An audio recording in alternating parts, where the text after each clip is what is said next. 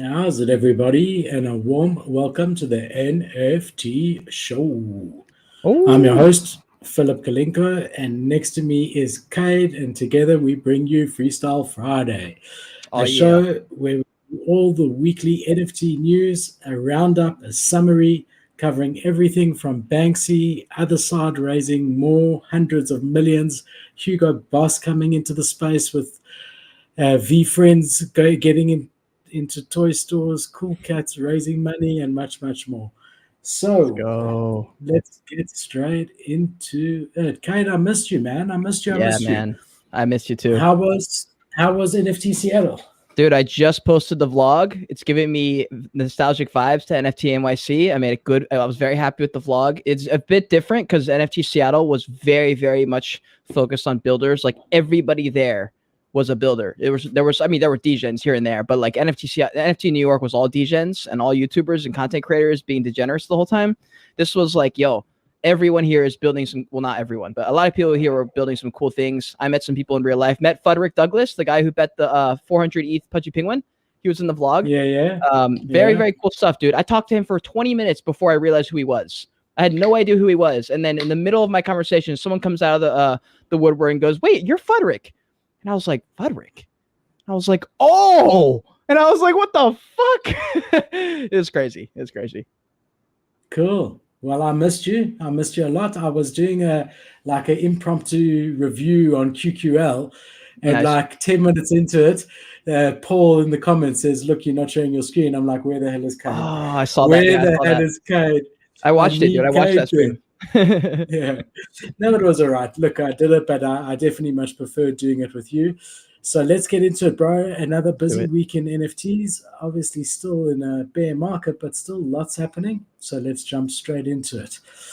All right. So, market update. If we have a look here just on OpenSea daily volume, yesterday was actually a really good day. We had $13 million on OpenSea compared to the day before, which was 11.11. Day before that 12.9, day before that 11.11. So yeah, that's really, really good.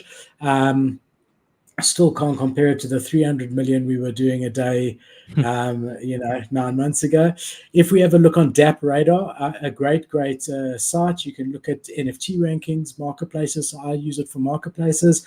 We can see here yesterday OpenSea 12 million, Magic Eden 3 million, X2Y2 2 million, Blockto 750,000. CryptoPunks alone was 555.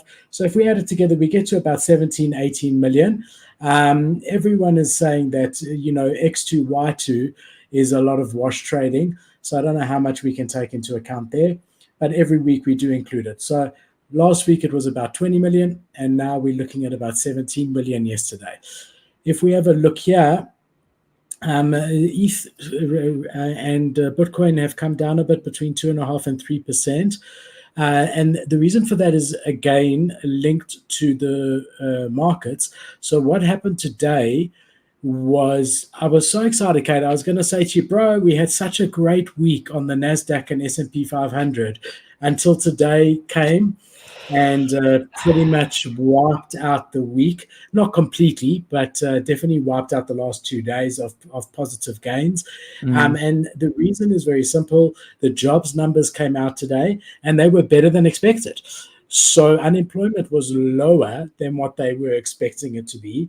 Therefore, everybody is feeling that that gives Jerome Powell sort of a blank check to cut interest rates further, like drastically, right? Mm. Whereas if the job numbers had come out negative, like unemployment was higher, that would be a sign for the Fed that they need to take it a bit easy. Mm. So as a result of that and that alone, we have got the entire market down about 3% on average, and NASDAQ even worse than that. So yeah, unfortunately, we're not able to end the week in the green like I was hoping. Yeah, so that's the market overview. Damn, bro, that sucks. Of course, right on our streaming day, it turns all red. Yeah, bro. I mean, it's been a great week otherwise from the stock perspective. Um, but the interesting thing here, the really interesting thing is that elections are, a month away, and there's no way that Biden wants to have this red day like I'm showing you or just showed you on election day. I can promise you that. So he's got to be whispering in Jerome Powell's ear and just being, please, bro, please, don't go too hectic. I would be very shocked if we saw in beginning of November, which is when they're meeting again, if we saw a 75-point increase, I would be shocked. I think the most he will do because of the election and everything is 0.5 and maybe even 0.25 if the president has got his way. So it's going to be interesting. If he does 0.25, there's no doubt whatsoever that the president is whispering in his ear. So, did you see Biden also, what was it? He signed some kind of law to make it so that people are not going to be in prison for weed. I was like, wow, this is wild. More than that, anyone who's been convicted for a marijuana charge alone since 1992 is being released from prison. So it's working retrospectively. It's working backwards. It's not just from now. I like that. I also like that. It's the only good thing the guy's done in the last 2.5 years. I mean, I miss Trump. I miss Trump so much. Yes, he's controversial, but he says it like it is. And, the dictators of the world were scared of him. They weren't messing around. He goes away and everyone's run amok. We've got one of the main things was like people were like, they don't respect Trump. And I was like, well, they sure as shit don't respect Biden for a worse reason, which is I don't know. I won't say too much about it, but every president's got their pros and cons. But Biden, right. We'll see what happens, dude. I'm very, very intrigued at what's going to happen in the next couple of years. I'm just excited to be alive so that I can document all the things. Like I just feel like this period of time on Earth is a very interesting time to be here, and as a content creator, that makes me lick my lips. That's cool. I like that outlook on it. Yeah, that's cool. That's cool. I really do like that. All right, so what's trending at the moment? Just have a look here. This is 24-hour floor changes. So we want to see green versus red, and then we'll jump onto OpenSea to see the actual projects. But I mean, Renga, I've never seen a project go up and down so much in my entire life.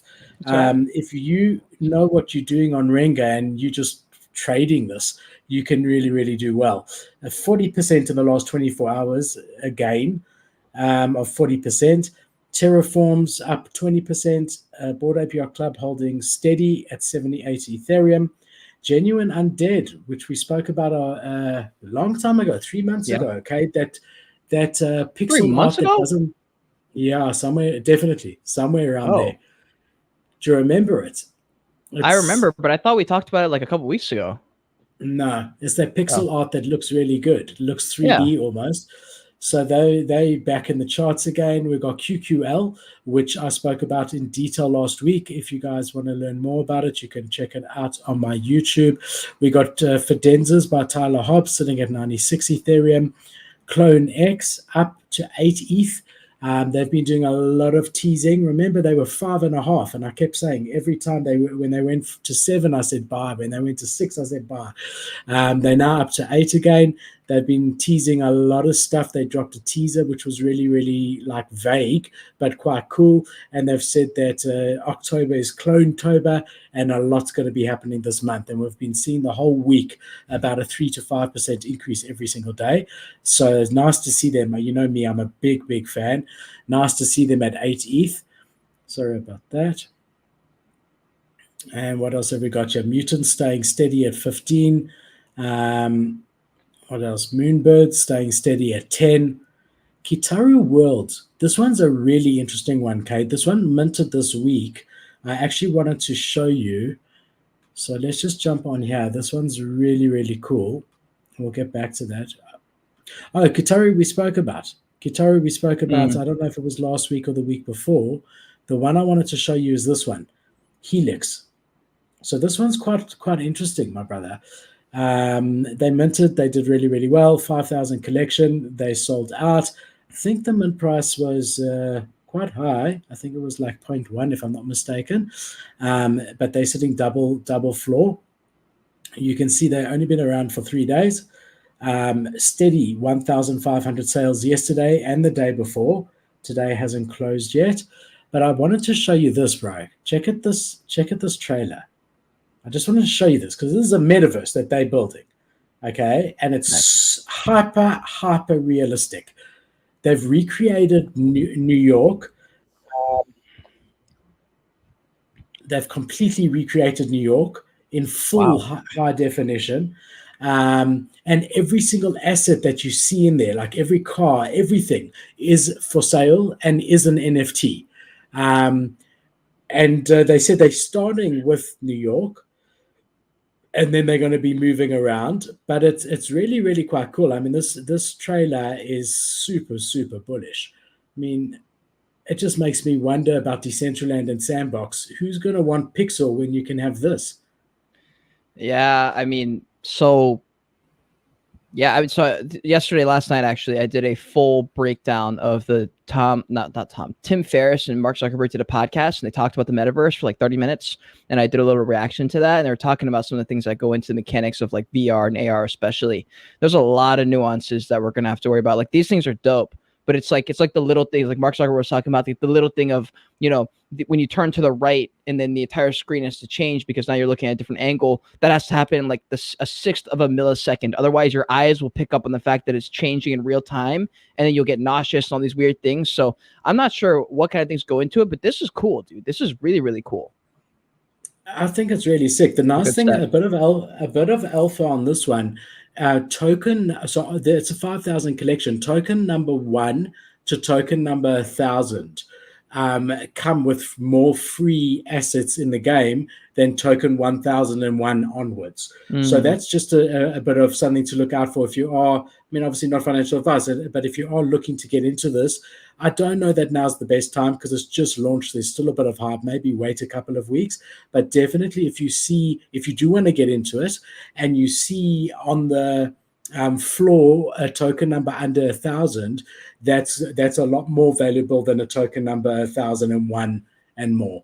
But I was really quite blown away by the quality of this. I mean, this is incredible. This could be like video footage pretty much. I mean, it's quite incredible. Yeah, it's really good.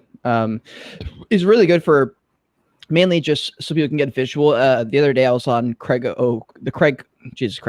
Crypto Corners YouTube channel, and we did a live podcast, and we talked about the metaverse. And he asked me how long I think, and I remember mentioning the fact that pretty much every big person keeps saying 10 years or so. It's going to be longer than people think.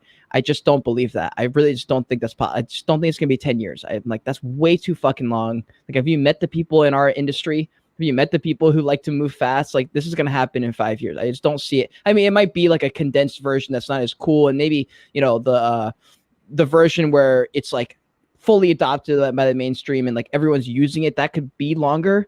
But I'm like, dude, I mean, look how much stuff happens. Just rewind the clocks back like 2 years versus now. I mean, things just happen so fucking fast. And who knows how long people will spend in these metaverses, but at least it's a good start. Yeah, for sure. I mean, look, I think 5 years, 10 years, either of the two, we're still very fucking early. Whether it's 5 years or 10 years, we said there's still a long time to wait. I mean, you think of like Yuga, when they launched the Otherside, we were like, oh my God, this is happening. Yeah. And now it's like, no, it's still a long way away. I mean, it's there, but it's like, who's going to play that, right? Well, who knows? The truth is that I was actually looking at we've actually got, we'll talk about it in the thing because I got a thing on it. Let's just finish here. We got 86,000 followers on Helix on the Twitter. There was a Yahoo Finance article about them, which is quite interesting. They have also, like we're seeing a lot, they've raised a pre-seed round of $3.5 million led by Play Ventures, which has been secured, and also like a really notable team on this one as well, all with, I mean, you can see from that trailer, to be quite honest, but all with massive experience. And the Founders Pass is really just the beginning for this. So this is actually, I mean, I've been staying away from Metaverse stuff for a while now, but this one is quite cool because it's gamified as well. You saw there that any asset can be yours. And when you find like treasure or whatever, everyone in the game gets notified. And you've got 3 minutes to protect yourself. Otherwise, people can steal it from you. And if you survive those 3 minutes, then you can keep whatever asset that is. So it's something new and something interesting, and definitely one that I'm watching and that caught my eye a lot. Yeah, but speaking of the pre-sale thing, I saw a tweet yesterday apparently that the pre-sale meta is in. I hadn't even heard of this stuff, and they're like, yeah, like apparently pre-sale meta is what's happening. Like people are raising up funds before the mint for NFT projects. Have you heard of this? I've seen that. I've seen it for a while, like a couple of months. Some projects, not many. I personally don't like it because you can't follow it. Like NFTs, you can see how many are minting, live, and you can see what they're trading for. Here, you don't see anything, and you sort of got to trust the team, and that's always a problem, to tell you. They can say, "Oh, we pre-sold 5,000." You don't know. It's not verified on the blockchain. I mean, it's like some projects can do it. I feel better than others. Like I think Tyke's official or Tyke's NFT project, they're run by like a Web2 style, and the way I think they did the mint was they rolled it out way before the mint day for their like super serious investors who just trusted the team, Ryan Pineda's team, because they're like a normal doxed company. And they did a project in like, I don't know, 50%, 25%, not sure exactly what the percentage was. And they sold that out before the mint day even happened. And it was basically like, hey, you're guaranteed a mint, but you have to pay us now. And then we'll just like, I guess they transferred to them or something like that. And I thought that was interesting. I feel like if you have the right brand and you're doxed and people know who you are and they trust you, maybe you could do it. Like Kevin Rose probably could have done that, like before he dropped the Moonbirds, right? But if you're a random anonymous person, you have to be a fucking idiot to give them money. Yeah, no, for sure. So I have seen it happen a few times. I personally just don't like it for the reasons I said, but I have seen it. All right, Kate. Boom, your friend Gary V. This is huge. I mean, so he's announced that they've got a partnership with Toys R Us and Macy's to roll out, I think it was 10 or 12 of the characters that they've selected from the VeeFriends collection. And this is really, really bullish, right? It's nice to see him building, like he said he would, a proper IP, which is really, really cool. And that's really what we like to see. So it says here, an NFT collection launched by Gary V. We all know it's going to be in Macy's and Toys R Us. And they're already there. So it's the 10 different VeeFriends characters. Partnership means way more to me than you could ever imagine. These are the different characters that are going to be there. For anyone that knows the collection very well, Practical Peacock, Willful Wizard, Genuine Giraffe, Adventurous Astronaut, Gratitude Gorilla, Patient Panda, Empathy Elephant, Common Sense Cow, Heart Trooper, and Be the Right Person, which is really, really cool. Crypto Dream, here's your friend Cade. Last week, Crypto Dream came on and he wanted to know, where's Cade? Thanks for the super chat, my brother. Here's Cade. What's up, Crypto Dream? Friday. You know he's a YouTuber? No, I didn't know. He's an NFT, Web3, all the stuff, crypto. He's a YouTuber. He's just getting started, but he's a YouTuber. All right, so we must drop the link. Crypto Dream, feel free to drop the link to your channel in the chat. If not, Cade, if he can't, then you should. We'll see what he says. Yeah. I'm happy to look after guys. Yeah, he's become a regular. It's so nice to see him. He also joined my private viewer club, which is like a very it's like an elite. You can join. You just click join on YouTube, and it's like an elite club where they get benefits that no one else gets. Oh, it's like shirtless selfies, mirror pictures, stuff like that. No, not just shirtless, like full frontal nudity. Shit. Yeah, so I mean, I even saw guys queuing up outside Toys R Us buying these physicals. Cool. So I mean, it's really, really cool, and I think that it's just like what the space needs, to be honest. I mean, this is what you want. You want it not just to be Web3, you want mass adoption. What better way to get out there than to have your children fall in love with these toys and later find out that it actually happens to be an NFT, you know? Dude, this is like one of my favorite things, and I've been busy the last few days, so I haven't gotten that video out, but I want to make a video and like react to people reacting to it too. But this is cool for me to see that, because like, bro, I know Toys R Us is like kind of, it's not dead, but it's like, it's one of those stores that people remember from back in the day.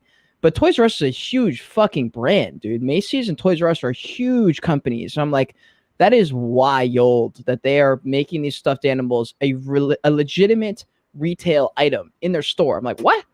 Like, that's crazy. This would be, if this was in the bull market, VeeFriends would have probably done a 2x. Yeah. So the gray area from the NFT perspective, right, is what benefit does a holder get from this?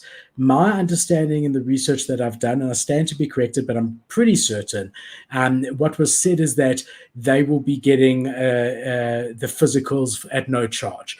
So I don't know if that means that everyone will get one, or if you hold one of these 10 characters, that you'll get one of the 10, and then maybe as they roll it out, more characters than that, right? Mhm. As they wrote it out, if you hold the other ones, I'm not sure. Yeah. I would really love to see a revenue share. I mean, I'm not a holder, but I'm just saying in general, I would love to see something like that. That if you own Practical Peacock, you get a tiny percentage of sales, like 1%, something like that, because that's what's missing. Yes, this is bullish in general, but as far as having the NFT first, what benefit do you get from this other than just the IP being spread, which is massive? Yeah. Do you know what I'm saying? I don't know, for the NFT collections, dude. The way I've always looked at it is just such a long, with this kind of project specifically, like a VeeFriends or a Joy's Kingdom. I don't really see utility happening for a while. Like this kind of thing is dope for a first start, but like this is step one, dude. Like I'm like, if VeeFriends secured this early, dog, I think it could get pretty crazy in the next 10 years or so. And he has no intention of slowing down. So as long as he doesn't get, you know, hit by a bus, like whoever, I forget who said that first, but like as long as he doesn't get hit by a bus, bro, VeeFriends has got some fucking room to run, and I could see them really, really being a top collection. I mean, this shit is crazy, and he's only going up. And I don't know. I think he has a plan for getting value back, because right now he's just building the brand still. So I wouldn't expect anything I yet. agree. But I agree. And I'm also super bullish, super bullish on him. I really am, legit. Long term, I yep. really am. And this just shows, this doesn't happen overnight. This must have been like months, if not years, in the planning. The nice thing about it is every single toy comes with like a QR code that starts to make a story on each character. So I think it was He-Man back in the whatevers, where there was no IP before the physical toys. So it's not like there was a movie or book. It was literally the toy, and they built the IP from the toys popularity. And they used to come. The He-Man used to come with little comics giving you a backstory on He-Man, and that's how they developed the brand. And it's really interesting because there's so many different ways that you can develop brands in this space. You can start with like a successful comic book and then turn it into merch, right? Or plush toys or whatever. Or Gary Vee, he started with an NFT collection. Now he's releasing toys, and he's going to build off that. There's going to be books coming forward, like children's books. And I'm really bullish on him in general. And this is just showing, I mean, this is not an easy thing to do and to land. And he's done it, and it's incredible. Yeah, I mean, the only way you land something like this is by being so sick that people just can't, are just like irresistible for another company to say, we need this guy, we need this guy's brand on our name. And that's the same goal that I have with the Joy's Kingdom. Like I want it to be to the point where like the company wants to put Joy's Kingdom clothes on their website kind of thing as like one of their tabs. Like that's the goal. And you only get there by being a sicko. Like you only get there by being so good. And so that's the goal there. And he's an inspiration. And connected, having those connections. Yep. That really helps, the retail connections and all of that. A guy that can introduce you to the buyer at Toys R Us or Macy's because of something else you've done with them. And Gary Vee really does have that. So yeah, man, I mean, and I have no doubt that you will if when you continue doing what you're doing. It's just you got to keep at it, like but exactly, yeah, really bullish. Yeah. All right, then some not so lacquer news. I don't know if you saw this, Cade. Trait Sniper. So they came out. First, what I saw is in some of my alpha chats, I saw guys saying sell. Trait Sniper is going to rug. Now, for those of you that don't know, Trait Sniper is an incredible tool that's fully developed. Let's just jump on there to show you guys so it rings a bell. And really incredibly useful. It's actually one of the best tools in collections like Other Deeds, which have a lot of different attributes, because you can search by so many different attributes of the collection. So like Other Deed, for example, wait for it to load, but there is so many different attributes here, and you can sort it according to that, which is really, really quite cool. So their software is incredible, and they've been well respected in the space for a long time. So it was quite a shock when all of this news came out: sell, sell, sell, sell, sell. So, and then it came everywhere. So Trade Snipers Kiara says that he's personally mismanaged the project's funding. And if we actually jump into the tweet here, he says, "Good morning. Trade Sniper has turned 1 year old today. However, it said it is sad and heartbreaking for me to respond to some rumors about our financial situation and Trade Sniper's future. We had our mint. It went exceptionally well back in April, but things started to turn downhill from there. We had a Discord hack from one of our admin accounts, which is common in the space. Yep. We had a rough time with the bear market and sold our mint bag near the bottom. So they offloaded their bag onto you guys. We have split our mint bag with founders, investors, and the team. I personally, this is the problem. I personally, not me, Philip, I'm reading on behalf of Kiara. Yeah. I personally mismanaged our funding, Oof. and a significant portion has been compromised in my hot wallet. Since then, we have run dry and tried many strategies." So hold Wow.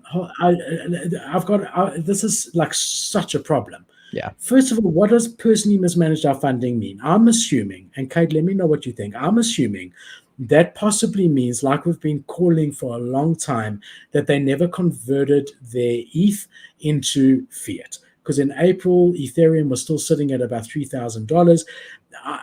April last year. I'm assuming that that's what it might mean.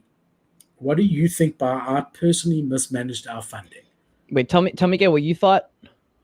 I'm saying that maybe that is saying he didn't convert that ETH into US dollars, Yeah. and so that 1,000 ETH that was worth $300,000 or whatever is now worth $100,000.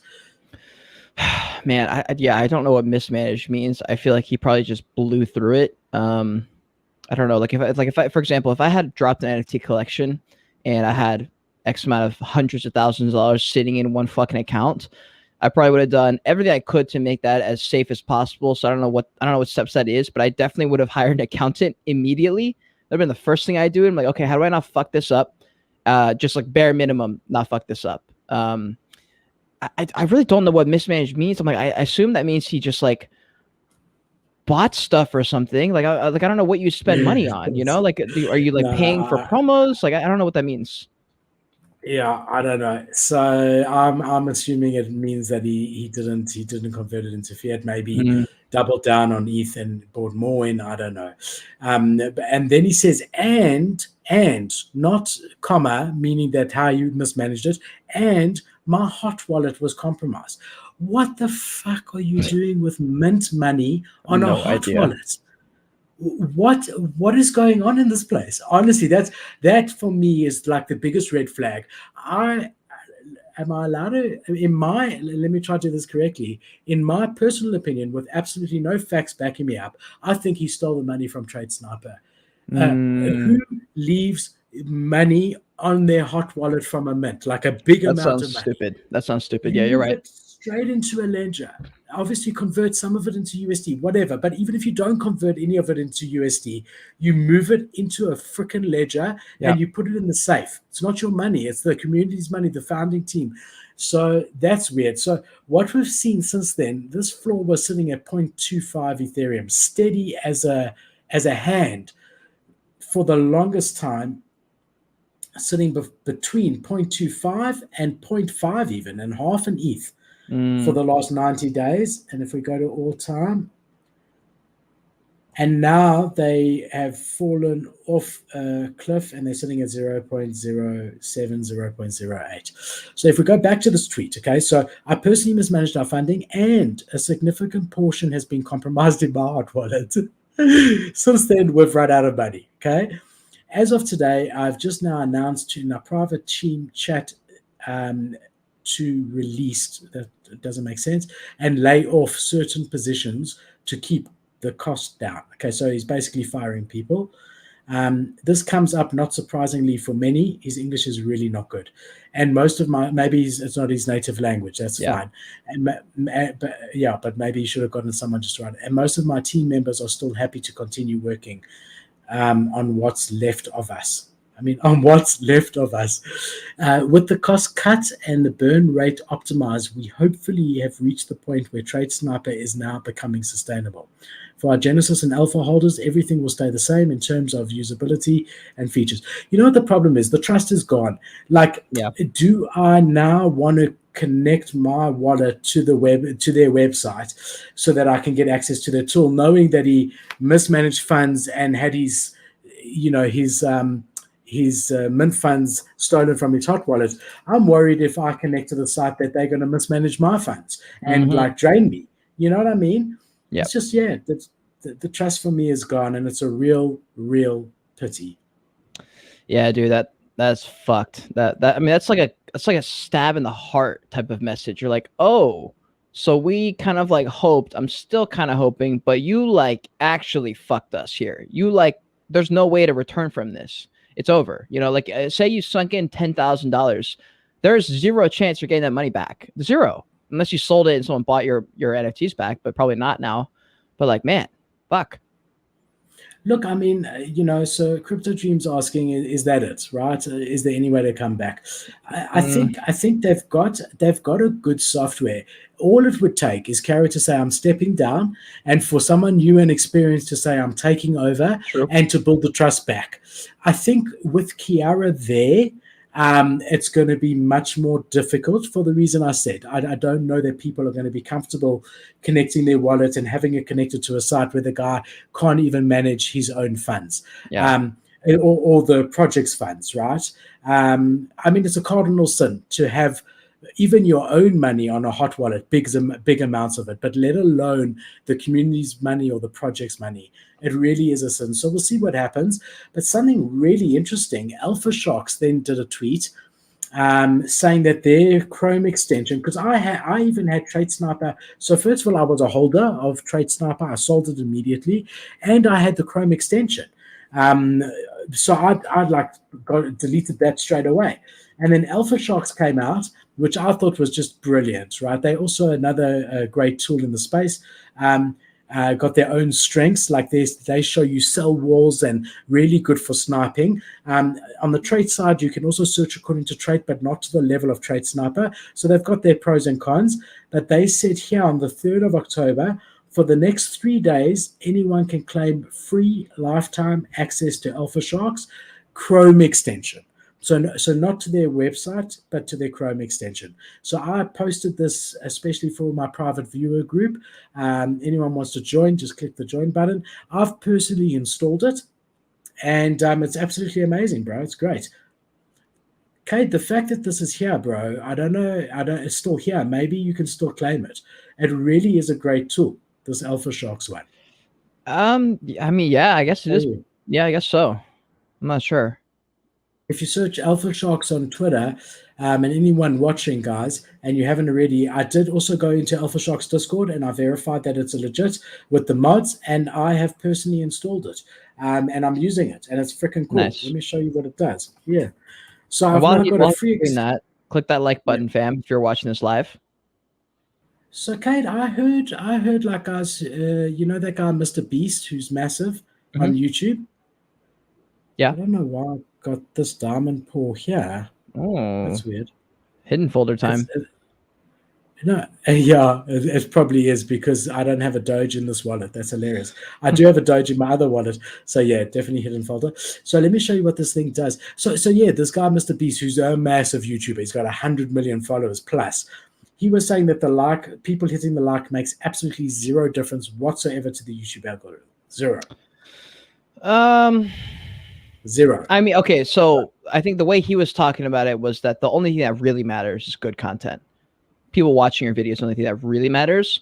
But the narrative around a video is dictated by the likes. It might not be algorithm related, but when someone clicks on your video and there's 700 likes versus 100, that's a big difference when someone watches the video, because they're like, oh, a lot of people like this video, it's going to be really good, I better watch it. There must be a reason that 700 people click the like button. So that's the way I look at it. But you're right, it doesn't matter. I mean, it's not like I look at it that much for myself. I don't know how everyone else does, but yeah, I hear you. Yeah, I see it. So look, this whole bar at the top, Cade, is what you get. So on a collection page, it's showing you the supply, the owners, the royalties, all of that sort of stuff, which is quite cool. And then when you go, and also over here, you get to see the rarity on every item, which Cool. is what Trade Sniper, and you get your quick buy option, which is all that I use Trade Sniper for. The other thing which I didn't have in Trade Sniper is check here, bro. It shows you the notable holders of any collection on the OpenSea page. Interesting. Shows you the sell walls, how many are listed to get to 3 ETH and so on and so forth. Shows you the momentum trading. Shows you the holder distribution. How cool is that, bro? That is very cool. I do like that. All for I do free. like that. So I know the 3 days have expired, but it's still on their Twitter. So maybe there's an opportunity, guys, if you haven't already.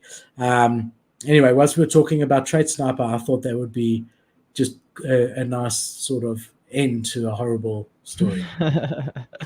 We're seeing a lot of that, dude. We're seeing a lot of, I don't know. I mean, I'm okay. Like, especially, honestly, I would probably be a lot more dejected after seeing, there's been a lot of just like random bits of bad news I've seen over the last few weeks of just projects kind of being duds and being like, fuck, like there's not like a whole lot of run room for some of these projects. And it made me a little bit sad because I was like, oh man, that blows. But then when I went to NFT Seattle and saw the amount of companies that were building things and tools and stuff like that, I was like, okay, we're fine. Because all these companies are like actively going hard as fuck right now, especially the big companies. And that's something I always try to remind myself of. I'm like, Walmart is getting into this metaverse.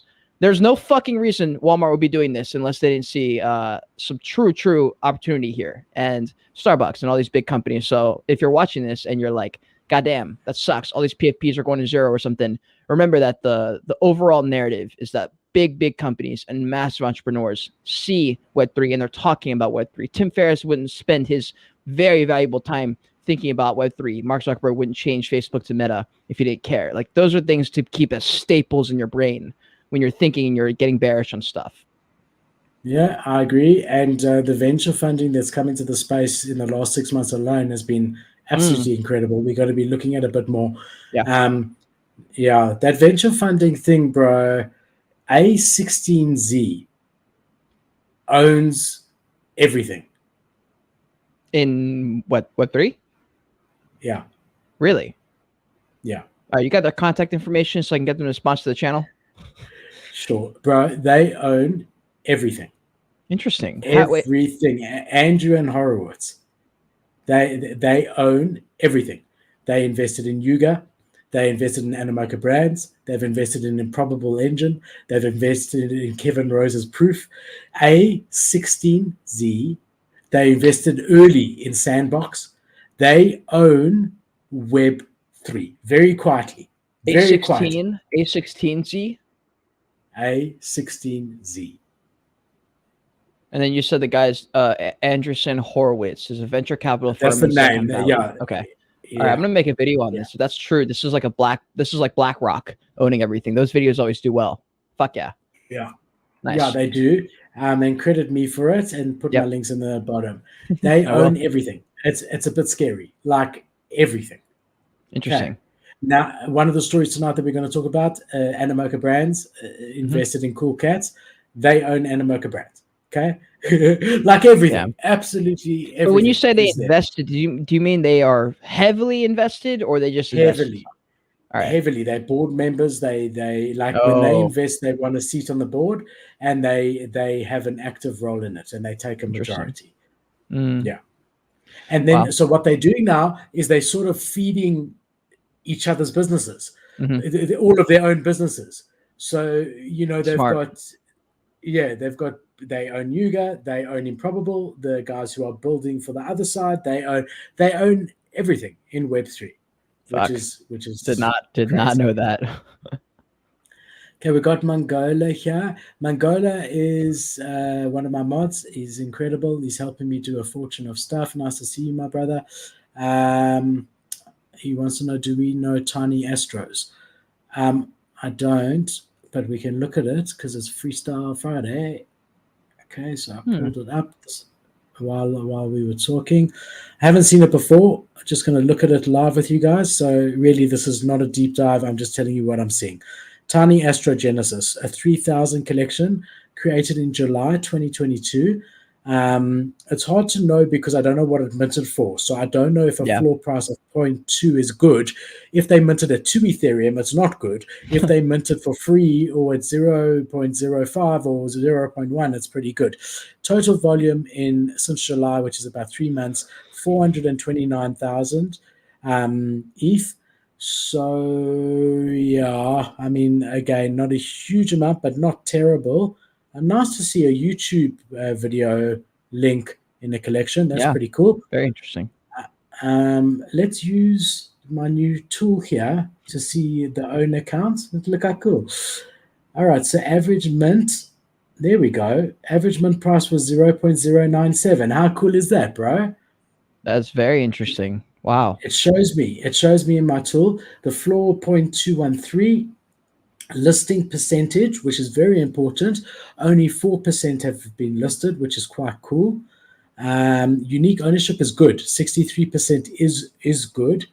Notable holders, I don't really look at that too much, but what I do look at is holder distribution is very important. So you got one wallet that holds 345. I'm assuming that that's a team wallet, but I got no idea. Then you've got, it's pretty much it. Other people, 180 people hold 2, 1,600 people hold 1, 47 people own 3, 21 have 5. Okay, this guy has 40. Damn. This guy has 11 people have 4, 2 people hold 32.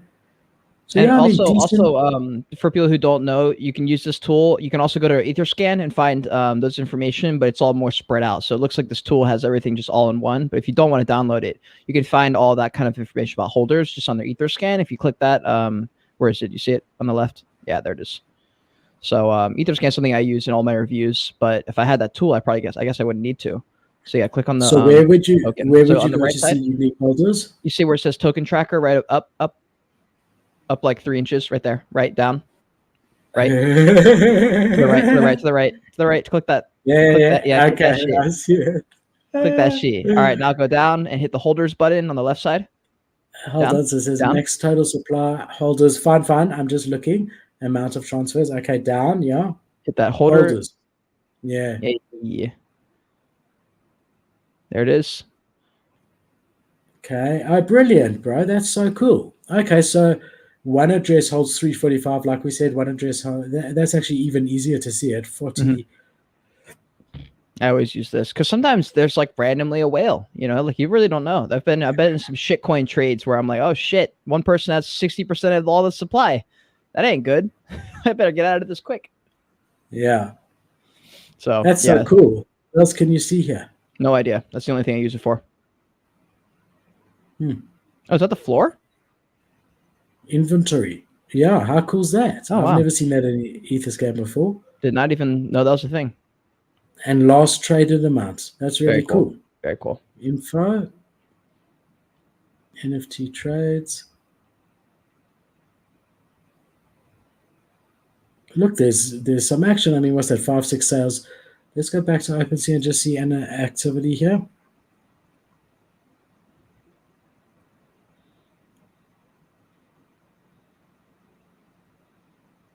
Something's happening, Kate, because look at this. The highest that they've been pretty much ever now, when everyone else is pretty much the lowest they've been pretty much ever. Yeah. So this is the last 90 days. They minted July. Yeah, there is definitely something going on here. Mangola, maybe you can tell us what's going on here, my brother. But that's a very unusual chart in this particular market. Yeah. Yeah. So there's definitely something happening here. I don't know anything about this project. Also, I've never heard of it in my life. Let's just jump onto their website. One of a kind 2-character PFP with tools. and community to help you invest in the best NFT projects. Oh, there we go. So they got a tool. I just making me seem like everyone's got a tool. They got a marketplace. Look, there's definitely something going on. There must have been an announcement. Mangola, let us know what's going on, man. It does look interesting. That chart makes it look interesting. The owner distribution is strong, and they've held a floor nicely. They're 2x floor price, even in a bear. And there are things. It's a 3,000 collection, which is bullish. Wow, 55,000, bro, on Twitter. Damn. I don't know. I've never heard of this project. I guess I've been kind of out of the... I think it's just really interesting for viewers in general, just to see, like, if I start researching, this is pretty much what I do. Like, from what I've shown you, I start and like everything I'm saying out loud is what I think in my mind as I go through it. Obviously, it takes you on different journeys depending. So they just recently had a floor sweep. Someone swept on the 5th of October, having a lot of AMAs, which is always a good thing. Mm-hmm. Dude, by the way, Twitter Spaces, I guess, I mean, I've kind of known this for a while. I tried not to think about it, but like Twitter Spaces is everywhere, bro. Like if you're not in Twitter Spaces right now, it is currently what you should be doing. I'm just popping into Twitter Spaces all the time, and I've had just random shit happen. Like I popped in one yesterday just for fun, just to see who was in there. There's a bunch of Seattle locals, bro. Like everyone who lives around me was in there, and I was like, wait, what? And I walked in, I ended up connecting with the curator at the NFT museum, and I messaged her. We're going to meet up next week to chat at the museum. And I was like, oh, all right, that was random. And then like, I'll hop into Twitter Spaces. Randomly, you'll see someone you like. You'll get brought up on stage. You'll talk. You'll get 3 or 4 followers every single time. And so also, I don't know if you know this, but Tom has stepped away from Tea Time every week. Instead, he'll be doing every other week because they're just doing so much stuff with Unorthodox. So he needs one of those days back. So every other week we'll be doing Tea Time on YouTube still. But then on the off weeks, I'll be doing Tea Time on Twitter Spaces with Chupapi, definitely one of my best friends here in real life. So we're doing that in Spaces, and we actually ran the whole Tea Time show just the same way we did YouTube by using like the pinned tweets and stuff like that. And it ended up being like phenomenal. We had like a ton of people in there, Invisible Friends, Maxis, because Devin's like big in their community. And it was a great time, dude. It was way different because Twitter Spaces, there's like no buffer time. You're just right there live in this little room with a bunch of people. And it was cool. I had a lot of fun. And Twitter Spaces is cool because you just get so much direct engagement because it's right there on Twitter. Is it the same time? Yep. No. Sorry. Tea Time on... What is it? Tea Time on Twitter Spaces is 12 o'clock PST. So 30 minutes before we stream. Okay, so maybe like we won't set an official one, but I'll message you. Well, keep an eye. I'll come join if I'm around. Dude, yeah. Anytime you guys want to join, and if there's a story that piques your interest, you want to jump in. It's so easy to get you guys in because you literally just click request to speak, and like boom, you're up for a few minutes. We can chat back and forth. That's my favorite part about Spaces. You can bring anyone up for as long as you want, and you can have like a very interactive show. I don't know. I had a lot of fun with it. I still don't like Twitter Spaces because there's no visual, but you know, whatever. It's kind of cool. Look, in some ways I prefer it because I can literally like be lying in bed and just. Well, I had all my stuff up here like on my computer, and I would find the tweet that I needed, and I would copy the link, put it into my phone, pull it up on Twitter, and then pin that tweet. So I had to do a lot of work on the back end. That's why I wish I had like a manager or something doing it. But it was a good time, dude. It was a good time. I ran it like a show. I didn't want it to be like another Twitter Space. Like I wanted it to be just like Tea Time on YouTube, which did very well and always does well. It's still one of my most viewed series. Like every single time it shows up, people show up for that show. So I wanted to make it as much like that as I could.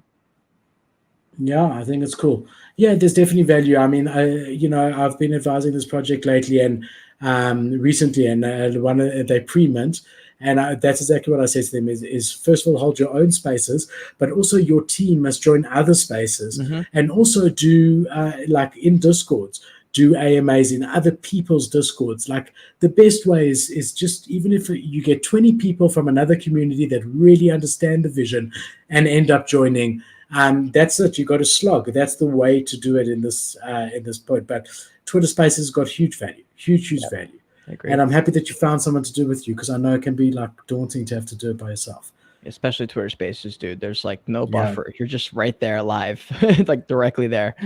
It's painful. Yeah. So yeah. All right. So in other news, we got Banksy NFTs are being dropped on MakersPlace. So original Banksy artwork, and Banksy's massive, guys, in the space, will soon be available on MakersPlace, in brackets, the premium art NFT marketplace, thanks to Austin Wilde. It will feature art designed by famous graffiti artists that also come with fantastic utility. The first drop already happened on the 4th of October, consisted of 5 NFTs. Also, there's one vinyl 12-inch music NFT and 4 unique posters. Very interesting. Austin Wilde is a former graffiti artist, creative director, and indie label owner. Currently works on music lecturer. Back in the early 2000s, he ran a music label famous for cult classic compilations. Amongst these albums was hip hop, whatever. Now, almost 25 years later, street artist Banksy has provided Austin with the complete copyright for the design. Thanks to his decision, he's coming to NFT MakersPlace. So I think that this is just so cool to see a native Web3 artist, street artist like Banksy, bringing another street artist into the space. Yeah. And they've got a whole lot of plans. They're going to be introducing unique vinyl, CDs, poster artwork, whole lot of other stuff over there. So yeah, I like this one. I think it's just really pretty cool. Very cool. Very, very cool. What's the 2 ETH reserves? Just gonna be like a smaller collection, more art style. Nice. Yeah, I mean only five NFTs here, but this is the beginning. They're saying, right? So they're rolling it out with these 5, and then after that, there's going to be more that they do together, like a collab between the 2 of them, which is pretty cool. Yeah, I'm excited. At some point, I'm going to drop the sequel collection. I don't know when that's going to be, but I'm excited to like try a different style. Like I want to do one where it's an auction, just so I can give it more of like an art vibe too. Like participate in that style of thing. Like do it a little do it an art or an auction one. Maybe do a reserve price one, then do a couple just like normal. But yeah, I love seeing news about the artists. For shizzle. Okay, so boom. Other side. So they haven't actually officially raised. This is not correct. It should say looking to raise, but I'll just take you to the article. They are looking to raise $111 million, which, if they do, will put them at a $3.6 billion valuation. Jesus Christ, dude. All they do is raise money. Yeah. And the funny thing is, like the other side, the secondary royalties that they've made on the other side in the last 3 months since they launched, or 4 months or whatever, is more than Bored Ape has made in royalties since inception. What? Yeah. Well, hold on, but Bored Ape has a 2.5% royalty, right? Yes, and Other Side has a 5%. Also, Other Side has got 100,000 NFTs, whereas Bored Ape's got just under 10,000, right?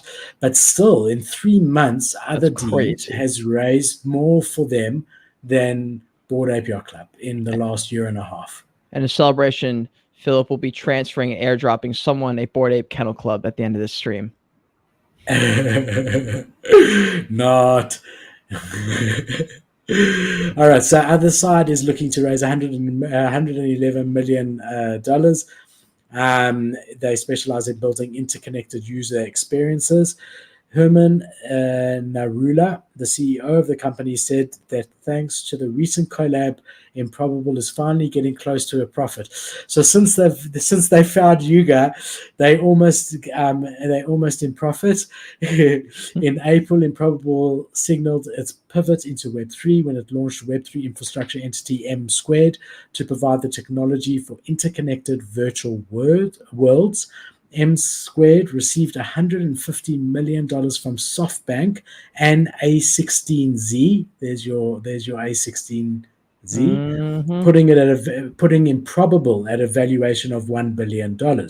Although Improbable has struggled to turn a profit, in 2017 it turned heads when it raised this $500 million. From the look of things, Improbable has found its market fit in Web3. Web3 investment continues in chilly winter. Look, you see here, About a month ago, Kevin Rose's Proof Collective announced it raised 50 million in a Series A funding round led by A16Z. That's for Proof, bro. And Gary Vee, that recent investment that he got for 50 million was also A16Z, bro. Yeah, dude. Yeah, there's Also, like something just the going fact on. that, well, just more on the Gary Vee part of that, like the fact that Gary Vee now has access to all this money, that just makes me excited because I'm like, dude, this motherfucker knows how to deploy people, money, content. He knows how to deploy stuff to make things work. And the fact that he's got investors and he's in these stores, he's got all this IP and this momentum. I'm like, bro, fuck. This is crazy. Like, this is literally exactly what he said in the beginning would happen. Had no idea how it would happen, yet he made it happen. So VeeFriends is definitely a project I've got my eye on. Series 2. There's no way I can afford a Series 1 yet, but at some point I would like to pick Series 2. That Series 2, the problem there's a huge collection. I think Dude, it's but look at their 70,000. floor, bro. They don't give a fuck. That thing is still higher than most projects. Why did he have to raise 50 million? He made 100 million from the sale of VeeFriends Series 2 or something stupid. 60. Yeah, it was pretty crazy. But I think when you have that high of hopes to do that, and you've got so many people running the team, and you've got like 25 different companies. $60 million. It's a shitload of money. It is a lot of money. It is a lot of money. But and 2 months later, you raise 50. What? So you've burned $60 million in, maybe it's longer than 2 months, in whatever, since Series 2, in 4 months. No, there's no way he burned through it. I think he's just got more money now. But it is interesting how much he'd rather use their money instead of his. He's got 60 million in the bank. I mean, I would. If I had 60 million in the bank cash, and then I got an opportunity to just use someone else's money to buy stuff and do things, I'm using their money. I wouldn't. I don't like to be beholden to anyone. I don't want someone phoning me saying, "Wow, the number's bad." No, fuck off. Like, I mean, maybe if they work that way, maybe, but I don't think if you're going to part with Gary Vee, you're probably going in with that mentality. You're like, all right, we're here for the next 20 years. Yeah, we hear long term, but no one is giving you 50 million and then you never hear any questions. There's weekly, or at the very least monthly, hectic meetings. I don't know. Look, if I can avoid it, my whole life I've avoided it. I've never been beholden to anyone my entire life, and I'm very, very grateful for it. Even in my personal life, I mean, like, everything that I've bought has been my own. There's no trust fund. There's nothing. And, I do see people that I know very, very intimately who come from wealthy families, or the money was given to them. Like, let's just say their parents bought them the house they live in. All of a sudden, their parents phone, "Hi, we're coming to stay the weekend." Not like, "Can we stay the weekend?" Like, "We're coming to stay the weekend." Yeah. I always say to Bianca, I'm just so grateful. I don't know anyone anything. You can ask me to come stay. If you can, great. If you can't, great. But I don't have to feel like I owe anyone anything. Well, and the same thing in business. No, I see what you're saying, but I know a lot of the like, especially real estate people that have all this money, cash, and they're like, all right, well, I have all this cash. Why would I not just take a loan against my assets? Like, that's what a lot of those entrepreneur people do. I imagine that's similar to what Gary Vee's doing, because there's no way. I don't know what he would have spent the 60 million on. It's not like they've bought anything. They just continue to build. It's not. He doesn't even pay. Like, that was the weird thing for me. Like, did you know that? Like, some of these big companies, they rely on volunteers, which is weird to me, because I'm like, guys, you like have a fucking unbelievable amount of money, and they're not even paying their mods. They're not paying anyone on the team. And I'm like, that's just so weird, because I guess they look at it like an opportunity, which it is. But I'm still like, yeah, but they still need money, like a lot of the big projects. But I'm sure that mod, if they prove themselves, will have the opportunity to move up to a paid role, right? Maybe. I mean, like VeeFriends right now, the only person paid in their Discord is their manager, the Discord manager. All the mods are volunteer. That's mad. It's weird. Mad. Yeah, I was like, really?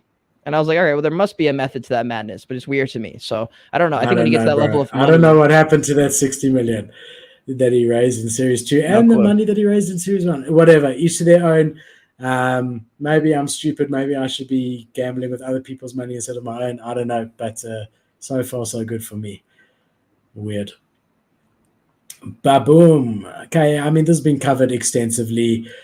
But the interesting thing about this, first of all, she got paid $250,000 to do an Instagram post that was an advert for crypto something, and she's agreed to pay 1.26 million as a fine for doing that, and just to get them off the back.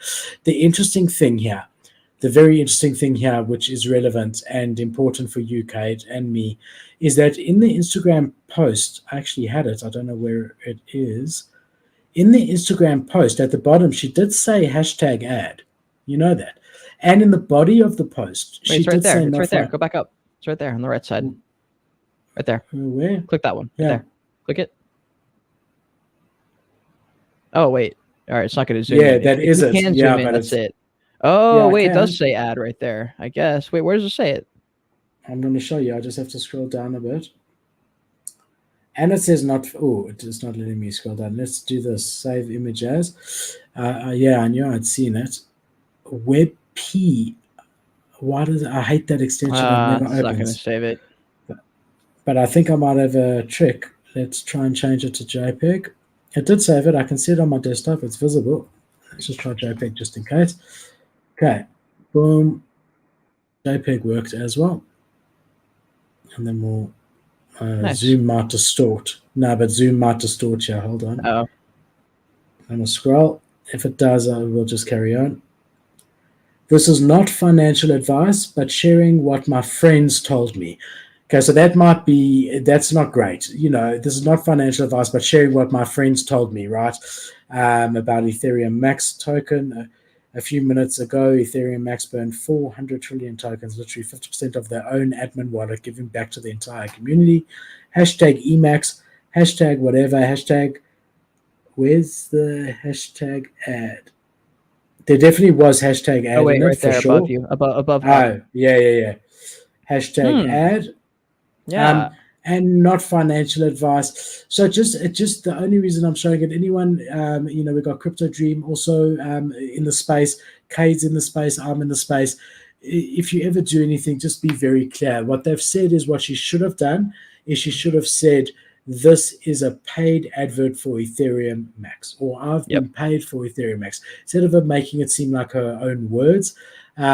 So look, I mean, if anyone ever comes to you, Kate, and offers you $250,000, just to do a post, just make sure that you say there that it's specifically was paid for. You don't have to tell them how much they paid you, but specifically that it was paid for. Well, especially, I mean, the reason she got hit, I think, is because they were a rug, or they were a scam or something like that too. Like, especially, Yes, I know Riley Martin got paid, I think, 90 Ethereum to do it, that kind of thing too.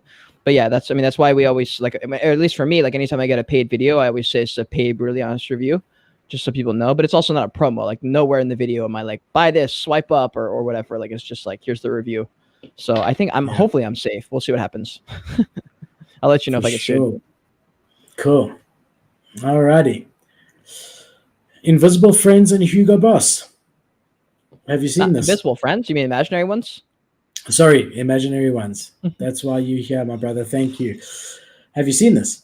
No, dude, I don't really care about imaginary ones that much. There was nothing okay, but you should now, because Hugo Boss and them. So, I don't know who Hugo Boss is, though. Are you joking with me? Hugo Boss, bro. They make everything. Wallets, suits. They're known for their clothing. Never heard of aftershaves. Seriously. Never heard of them. Oh my god. Okay, maybe it's they're not a South African brand. They're an American brand, but maybe it's just not. Yeah. Let me see if I can. Let's see if I can look it up. Why would I know look it up? Hugo Boss are massive. Look it up your side. I'm going to read. We are honored and thrilled to announce an official partnership with international fashion giant Hugo Boss. Hugo and Imaginary Ones will launch an exclusive NFT collection. Embrace your emotions. This will be Hugo's first ever NFT collection. This marks the first time an Asia-based NFT project is collaborating with an international fashion brand for a long-term Web3 partnership, delivering real-world utility and experience. This is where my marketing brain comes into it. The way they've said this is so thought out. The first time an Asian-based NFT project's collaborating with an international fashion brand. Not the first time an NFT project is collaborating, but an Asian-based, right? So that they can say that this is a first. But you know what I mean? They have to wrap it up this way because it's not the first time. Mm-hmm. So it's the first time that an Asian-based one. This is the first of a lineup of projects to bring Hugo's brand experience together with the creative and positivity of Imaginary Ones. Further project range for developing exclusive experiences, in Hugo's vision of the metaverse, which combines Web 2 and Web 3 worlds. With this collection, Embrace Your Emotions, we share the message that all feelings, positive and negative, are valid, and that allowing ourselves to feel them is key to our well being and mental health. 5 playful, legendary Hugo Imaginary One NFT characters will enter the metaverse, each representing one of everyday emotions: joy, sadness, fear, anger, or love. A unique 6 legendary character combines all 5 emotions and will be auctioned off on the 10th of October, World Mental Health Day. 100% of the auction proceeds will be donated to Youth Aware of Mental Care. The winner of the charity auction will also receive special perks. The cool thing about this is that you can sign up to try be whitelisted still. So if you go to Imaginary One's website, I got it going on now. I know you can't hear it. Okay, and you come down here, keep scrolling. Here. Share your experience, wallet address, and share your emotion. So you can apply to get allow listed. Obviously, you can purchase Imaginary One is one way, join a giveaway, or stake your IO. How much is that merch? Like, is it worth it, you think? I even like Hugo Boss for me is like a huge brand. That's why I was so surprised that you hadn't heard of it. Maybe it's ages. I don't know. I looked it up. I still don't recognize it. I don't know why I would recognize them. Like, it's not like, I mean, they're not like a massive clothing brand like a Gucci. They're not like a hype clothes like that, are they? They pretty much are. I mean, they're not high end like Gucci, but they did like Gucci's very high end. Like I would put Gucci and Louis Vuitton in the same sort of thing. Yeah. Hugo Boss is a very well respected like suit maker, but I mean very well. Like not Gucci, but sort of like one level down. You know, they're huge. They really are massive in my mind. Look, maybe I'm surprised that you haven't heard of them because they really are like big. Yeah, I'm trying to find that Hugo thing too, because I'll sign up for that. That'd be a nice little flip. Did you find any, like, let's see the size of their Hugo turnover, bro? Like they're massive. I mean, here, even just here, straight away, there's their fragrances. I mean, I used to wear this aftershave when I was a child, like 30 years ago. I mean, this is not like a new brand, you know. Yeah, sure. I just want to see their turnover to just try and quantify it for you. The company's revenue in 2021 was 2.79 billion euros. That's pretty decent, right? Yeah, it is. I've never, I don't know, like, I have my own cologne that I use that I like. I've used for a long time. I don't know what the fuck I wore. Like I just wore like whatever t-shirts. It's more like they're more known for their suits. They just like have a lot of. I have no suit. I have one suit and it's green, and I love it. So I mean, even here, like all the retail fashion outlets, True Words is a like a Primark here, Edgar's. They all sell all their stuff. I just want to compare it, like Hugo Boss's turnover. Compare that. I mean, Gucci is more handbags. What's another? Let's just see Nike to be.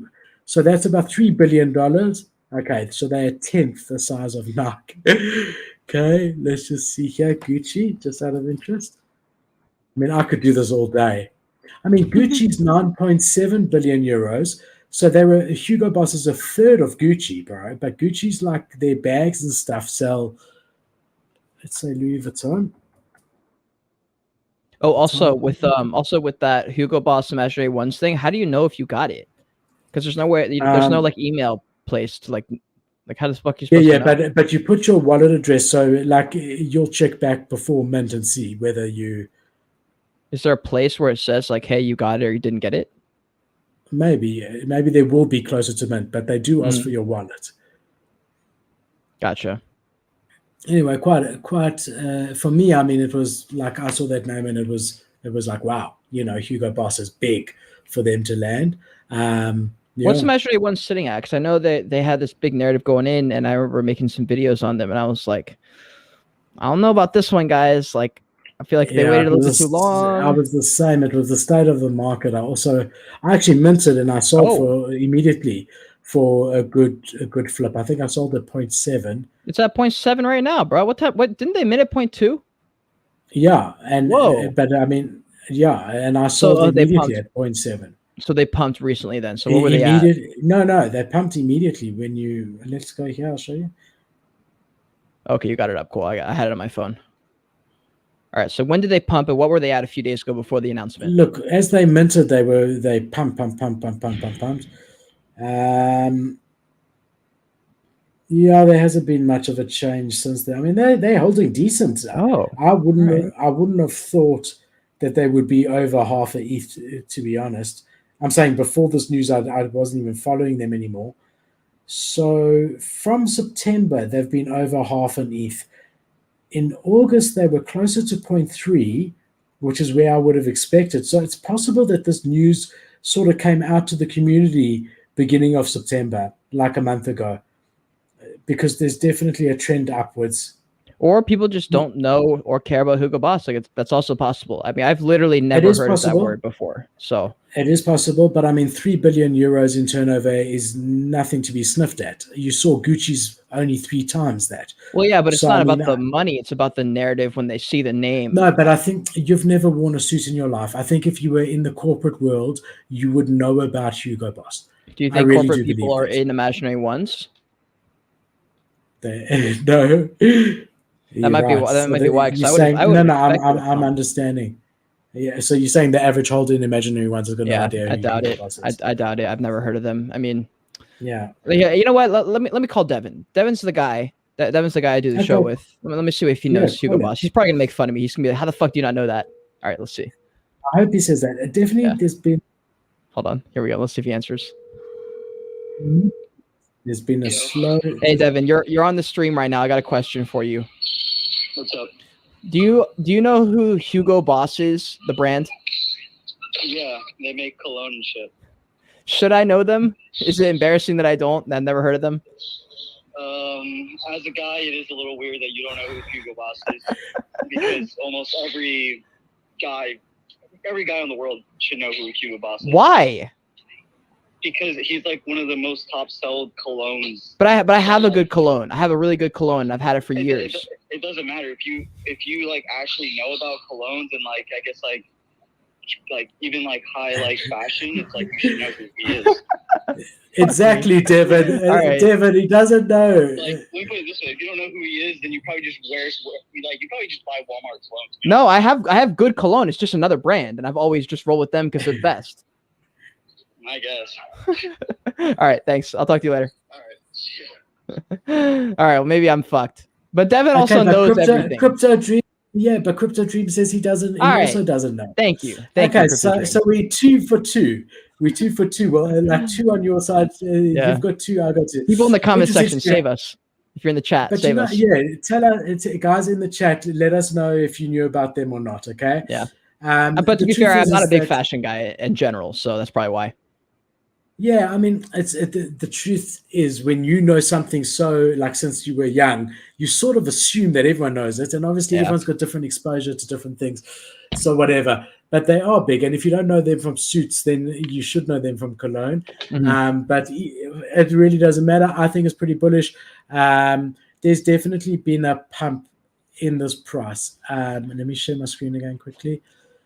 Since, like, if you boil it down, if you look, there is definitely a line going upwards. If you had to draw an imaginary line on imaginary ones, right? There's a line going upwards from sort of mid-August. So either this information was sort of told to the community at that stage, because look, it's going down, it's trending downwards until here, and then it starts trending upwards. Or it's a result of this. Either way, it does confirm that they're more legit than imaginary ones are more legit than I originally thought that they were. Me too. And that's pretty good. How the fuck can I get this done? Hold on. All right. The next thing is that McDonald's is going to be accepting Bitcoin and USDT in Switzerland. So you can now get your McDonald's meal and you can pay in either Tether or Bitcoin when you buy McDonald's. Very, very interesting. Chipotle also ran that deal for their 99% off steak that ran out in Proof like of a stake. day. Yeah. Yeah, that ran out in a day. I was going to go try it, make a vlog, and it was like, oh, no, we don't have it anymore. I was like, oh, all right. Oh, that would have been so cool. Yeah. So they're rolling it out in Switzerland, in a region of Switzerland. So it's not worldwide yet, but just interesting that they're even trying it, right? Mm-hmm. And then I've also got a bit of a video of what they're showing, like someone doing it, right? So let's have a look here. I'm probably going to get so struck on this video, but whatever. There's no sound. I know. Otherwise, I'll definitely get struck. You're not going to get struck if there's no chance. No chance a YouTube monitor is going to watch the entire stream to find this one clip. No, bro. They've got technology that picks it up, the video and the audio, bro. It's not a person checking it. I guess so. No, for sure. When you click on a video and make it monetize, it says running a check. And like 10 minutes later, it either comes problem or no problem. So that's not a person, for sure not. So yeah, there we go. Paying with Bitcoin at McDonald's, bro. Wait, hold on. Did you see that at the top for trending? RTFT. Wait, why is Artifact trending? Where are you seeing? On the right side. To the right of your mouse, down. I told you, they up to 8 ETH. They've got a whole lot of stuff going on.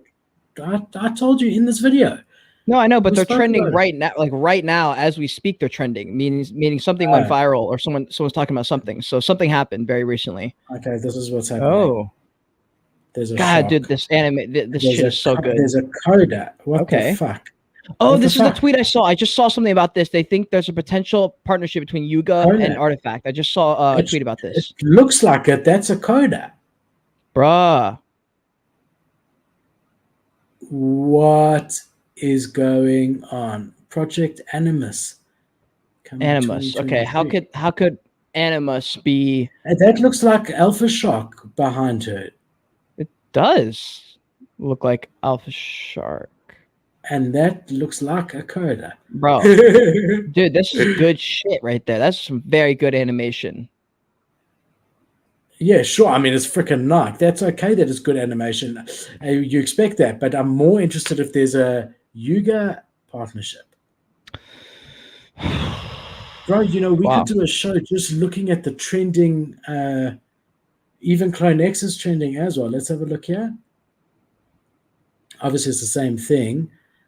What are people saying? Can I copy your homework, Yuga? Yeah, just change it a bit so we don't get caught.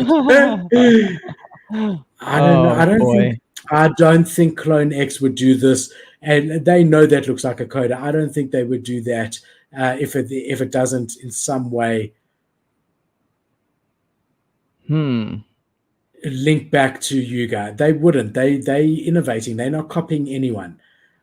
Yeah, I'm not sure what this is. The coda reveal was so successful that CLONEX said fuck it and copied the collection. Speaking of Thread Guy, you saw that whole thing blow up about that shit posters, Shill and Villain got gifted a $50,000 mutant ape. Did you see that? No. Everyone on Twitter is talking about it. Someone who's been a known rugger transferred him a $50,000 NFT out of the blue. And all these polls are running like, should he accept it? Is it right? Is this a hack? Is this a scam? And dude, if it was me, I'd fucking turn around and sell that shit immediately. Get my cash out, take all my money out as soon as possible, and go buy other stuff. Yeah, screw it. If someone gave me 50 grand, no problem. Thank you. Yeah. I want to see if CLONEX is trending, like as we speak, like literally sales is what I mean. And let me jump onto OpenSea quickly. Dude, if I had a mutant ape and I sold it, I think I would probably. What do you think about this? If you swept the kettle dogs, because like I feel like there are things coming up. Wow, bro. Woo! When we started this, the floor was 7.9. When we started this stream today, all right, it's now 9.18. Ooh, is mine still listed? Should I delist it? I mean, it depends if you want to sell it. Do you want the money out? No, I like to, like always when I see a good pump, it's like they said it's coming 2023. So sell it and then pick another one up. I hate when people give me crap. What do you want? What is this? Best Friends. It's a 0.2 ETH floor, but I probably wouldn't touch it. No, he's not listed. You should list that. You should list that. Like, what did you pay for it? I paid about 10, bro. Oh, never mind. I mean, I've had it for a long time. This used to be, I mean, he's in the corner. If you look here, if I we see do him. this to us, Yeah, I see him. he's on top Above of me. you. I've had him for a long time. I paid 10 ETH when ETH was $3,500. All right, don't sell it then. Just wait. Well, why not? I'm saying if I could sell it, let's just say hypothetically for 12 ETH and buy back into CLONEX. Oh, if you at, sell for 12 ETH, maybe, but you're not going to sell for 12 ETH, I don't think. well, bro, it's just started pumping. I'm saying, is it worth listing for 12 ETH, keeping it there? Yes. If it sells, buying back in at sort of 8 ETH when it drops again. Yes, I think you should. Okay, so let's do. It's on my ledger, and my ledger's downstairs. Okay, I'm going to list it. I'm going to list it after the show. Well, Yeah. that's been a great show, ladies and gentlemen. Gotta go. I mean, we probably only have one story left. It's probably the Cool Cats one, right? No, I got lots. Oh, really? Lots. Yeah, bro. More shit's happening in NFT space I haven't heard about? Yes, while you were at NFT Seattle, like making friends or whatever with real people instead of like with NFTs. Look how cool I am. I've got real friends. I was sitting here reading news. Boom. Cool Cats, Nice. Animoca Brands. Also seen a nice rise in floor on them. Cool Cats now, since you've been gallivanting around with your real friends, Cool Cats has taken over Pudgy Penguins. Did you know? Yeah, yeah, and I think they broke the 4 ETH again, right? No, so Pudgy's pulled back to about 2.8, and Cool Cats was last I checked at 3.5. It's so funny how things change week from week. Yeah, people were literally writing off Cool Cats a few weeks ago.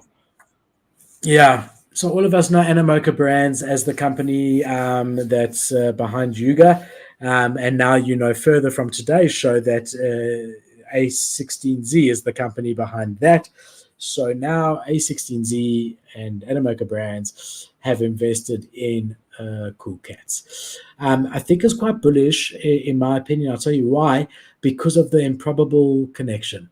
So the fact that A16Z and Animoca and all of them have got this relationship with Improbable Engine who are building Otherside, and the fact that Cool Cats is really, really set on being a game.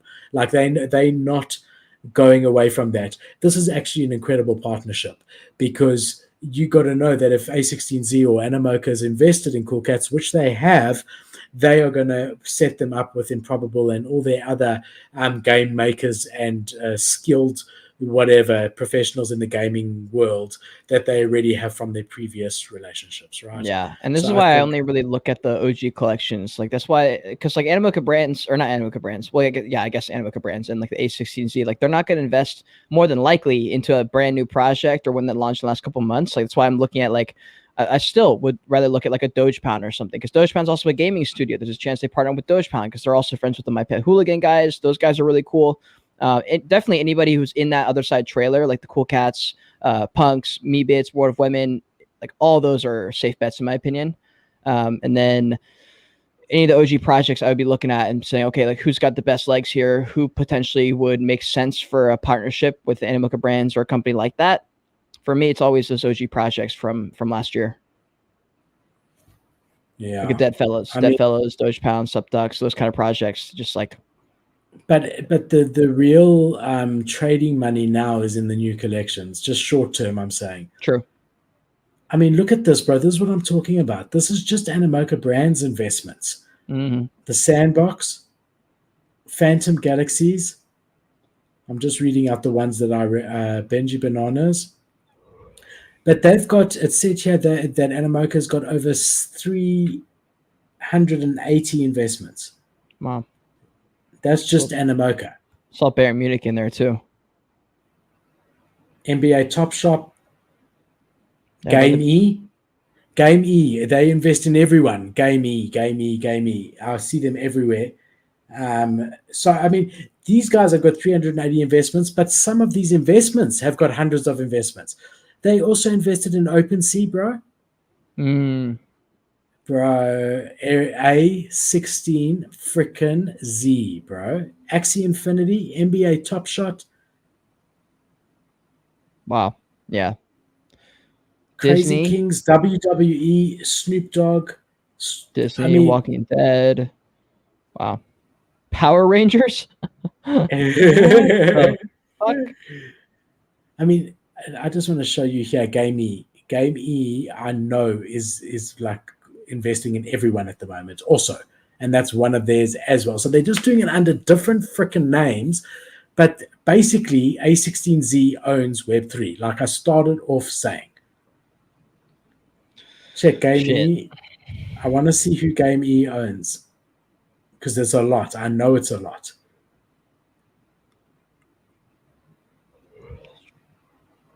Crazy, bro. It's honestly crazy. Where's their investments? But investments doesn't mean they own them. Well, it depends how much and what the terms are. But as I said to you, A16Z, I know they want board seats in return. And invest a big amount, like have a majority or whatever. Mm. All right. Then we got our friends at OpenSea copying more people. So now they're copying Gem or Genie, and you can now do bulk listings and bulk selling, which is great. You know what? Take the best from all your competitors and put it in. We saw they did this with Looks Rare, who used to be the only ones where you could do bulk offers. Now bulk listing, bulk buying, bulk selling. It's really, really easy. If we jump onto OpenSea is literally just YouTube. YouTube just copies everybody else and wins because YouTube's better. OpenSea is the same shit. They just copy everyone else, but they're better. So after a couple of weeks, people are like, all right, well, OpenSea is going to work. This is easier. It's better. For sure. What are you looking for? But in their defense, I want to show you how you can buy more than one. Oh. In their defense, they bought either Genie or Gem. OpenSea bought Genie or Gem a while ago, the technology for bulk listing. So it's actually one of the few times where they haven't just copied. Okay. Okay, so if I come here, you know what? I actually think because of my extension, the quick buy, there's supposed to be 3 dots, and then you can select more than one. Let's see if we try shift. Now that just opens in a new window. Highlight. Might be the extension, because when I tried it, it worked. Because if you have a look here, you'll be able to add up to 30 items to your cart in a single convenient way. Yeah, you're just supposed to select it, and when you highlight, it should say add to cart. But because of my extension, it's not allowing me. No, it's not weird. It's because it overwrites it. Let me disable Alpha Shocks and go refresh. I should probably disable Super C as well. See, there's the add to cart. Okay. So if I want to sweep, okay, I can keep adding to cart as many as I want, up to 30. Sweep the floor. I don't have enough Ethereum. There, let's just say, great, I'm ready. I want to buy 6. And then I go to cart over here, my shopping cart, complete purchase, and boom, Bob's your uncle. Yeah, Christmas shopping. Imagine if you did that. Imagine if you go to your grandmother's house for Christmas and you're like, happy Christmas, Grandma, and you like send her a picture of her Renga. I got you a Renga NFT. Yeah, my girl would be pissed. Meantime, I mean, it's a nice gift, don't you think? I mean, geez, it's worth a couple of grand. True. Bro, you better take that out of your shopping cart. Bro, I don't have enough ETH. They're more than welcome to try and let it go through. So you got that. You can buy, and you can also list for sale more than one item at once, which is actually quite nice for like your hidden folder, bro. True. Like just go in there and list all of them at 0.01 in one thing. Isn't there a risky thing with interacting with anything in your hidden folder though? Yeah. So what I would do on that with that is, like, I don't touch anything in there. I'm too scared. Yeah, I'm too scared to show you. This is actually the wrong one. But anyway, that's better because there's only 40 hidden items. In my main wallet, there's like, God knows, all of this is crap. Or none of this is. But what you can do is you can do it by a recent sale, highest last sale, and then it's going to show you ones that you actually bought. Right? None of these are bought, but I'm just saying it will then show you the ones you bought because highest last sale, it's sold versus being airdropped. And then you click the three dots, right? And you say seller's bundle, not seller's bundle, sorry, list for sale, and you select all of them. Okay. You can only select additional items from the same chain. Okay, so you'll have to do all your Polygon ones and then list them all at 0.01. That's it. True. Yeah, it's a good point. Good point. We might get some sold. Yeah, actually, I'm going to try that now. So Crypto Dream is saying the reason that she can't send supers to you is because you play audio. That's not the reason. It's got nothing to do with that. It's because Cade hasn't been monetized on YouTube. He's been trying, and for some reason they frickin' are taking their sweet time. Update on that. Oh yeah. So I met a guy at NFT Seattle who knows people in the chain of YouTube monetization stuff, and I've been in contact with him, and I'm hoping to get bumped up to the top. Right now, he says likely I'm just in the fucking queue. He's like, you're probably just in the thousands of people, and it's a glitch or something like that. So he was just like, yeah, make sure you reach out to him again. He's like, if you do, then I can reach out to my guy and then hopefully bump you up to the top of the list. So we'll see. I'm not gonna say anything else. I'm just praying to God. It'd be nice. It's not like I'm gonna make that much money, but I hope it works. Yeah, I don't think so. I don't think it's that because when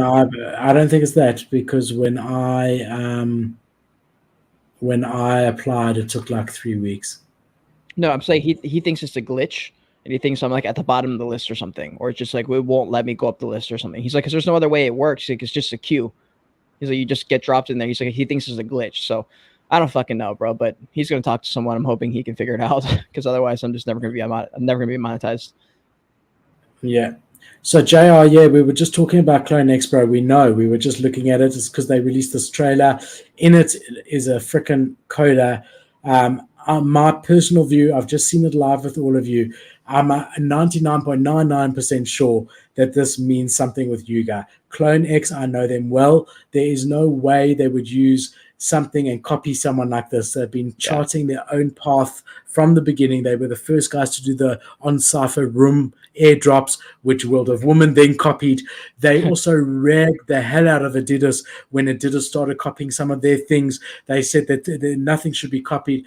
I'm telling you, like my view, not financial advice, this means a Yuga partnership for sure. There's no way they would just do that. There's no way. Yeah, I agree. There's got to be something there. That's weird if not. All right. Bro, deal or no deal? Dude, I would not buy fucking Twitter if I had the choice. Why the fuck would you buy Twitter? There's no potential cash, no way to monetize it right now. Like, that'd be such a terrible decision in my opinion, but I'd be down for it. Yeah, so it's interesting, bro, because I don't think Elon Musk is buying Twitter either. Yeah, it wouldn't make any sense. I'm like, how does this, I don't know. I feel like it's more just like a public play just to get some attention. Exactly. No, not to get attention. So it's actually a very well thought out play. So I found this on WGMI. Shout out to Kosha and Bento Boy and Brett and all the guys there. And yeah, I mean, this is just a timeline. So I think it's interesting to just look at what happened. What happened, to sum it up really nicely for you guys, very, very basically, is that in April, he put in an offer to buy Twitter at $54 a share. He then put it on hold on the 13th of May. Okay. The offer is put on hold. Then on the 26th of May, Twitter shareholders bring a class action lawsuit against him, right? Then on the 6th of June, Musk says he's pulling out of the deal. And then on the 12th of July, Twitter sues Elon Musk for not completing the deal. Elon Musk kept saying that the reason he was pulling out of the deal is the amount of fake accounts. So whereas he thought they had X amount of users, they actually have less than that because a lot of them are fake. They then have launched a lawsuit against him. So why now come back and say, I'm going ahead with the deal? Why? It makes no sense. He's That's why I put- don't think it's happening. So, What do you think? No, it makes complete sense. Yeah, Really? no. So, no. What I mean, his lawyers, this is also my opinion. Whatever, his lawyers have come to him and said, "Listen, bro, you don't have a leg to stand on in this court case that Twitter has brought against you. You're going to end up having to, go ahead with your or whatever. The better approach is to get out of this lawsuit, right? Is to say, cool, I'm going ahead with the deal. And then through the process of going ahead with the deal is contingent upon other people's finance also. So Twitter was, Elon Musk had one guy who was putting in 2 billion, another conglomerate who was putting in 10 billion, whatever. But a lot has changed in the market and the world and everything since then. But the deal, the original deal, is subject to him getting this finance. So he can come say, I'm buying it now. Oh, in 2 weeks' time, oh, sorry, I can't raise the finance. And that's a legitimate way out of the deal. But, I mean, he already raised funding for it, right? No, they said they will fund it. Now the guy phones him, Elon Musk phones him 6 months later. How's it? Yeah, great. I'll take that 10 billion. I'm going ahead. They're like, hold on. Our situation has completely changed. The world has completely changed. And no, we're not doing it. And that's all it takes for him legally to be able to get out of the deal without having to go through this lawsuit. Okay. Yeah, I mean, that could make sense, I guess. Because I don't think he wants it. You're right. That's weird. That would be weird if he. Okay. Yeah, I'll take that. That'll work. Cool. Okay, you look so tired, bro. You look so tired. I'm good. I'm just stretching. I need to move more. Yesterday, I got like when I woke up, I went and had to. Where did I go? I think I went to go walk and get a coffee, and that walk woke me up, and I started to crave that. And this morning, I didn't end up walking outside, so I just stayed in the apartment doing some things before. But what are you drinking over there? What you got? Is that a little mimosa? I wish this is local cordial. So it's mostly water, and then you add like a small amount, but it's got no sugar or anything like that. So it's just like the juice that we all have here at home. True. So it's like instead of just water, it's got a bit of a taste, but it's not like sugar or anything like that. Interesting. Yeah. So Bianca just pre-fills bottles for me. Yeah. And we've got in the fridge. The kids also drink it. And you got to get yourself a wife. You get perks. Stuff like this. Dude, I need a wife. You're right. I need a wife ASAP. Who's in the chat? I don't think any girls. You might have 100 viewers in total and one might be a girl. So we got 6. Yeah. So I think we've got if you're a girl in the chat, let us know. Cade is available. And let me tell you, if I wasn't married already, I'd be flying right over. Let's fucking go. We need an NFT project for Cade's wife.